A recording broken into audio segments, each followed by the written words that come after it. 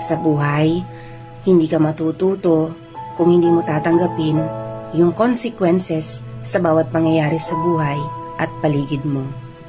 At kung ikaw man yung nagtataguyod sa iyong pamilya, ina ka man o ama, pakatandaan mo ito. Huwag mong gawing buhay ang trabaho na halos wala ka ng oras sa asawa at anak o pamilya mo. Huwag laging pangarap nyo ang isipin nyo. Tanungin at respetuhin nyo rin ang partner nyo.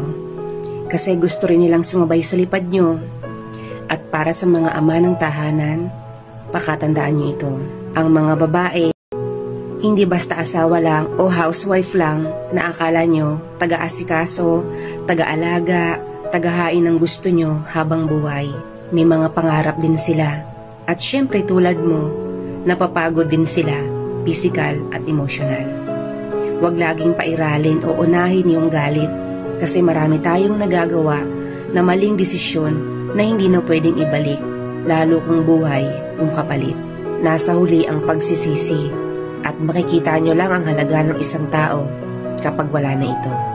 Kaya habang hindi pa huli ang lahat, iparamdam nyo sa mga asawa at anak ninyo yung presence nyo.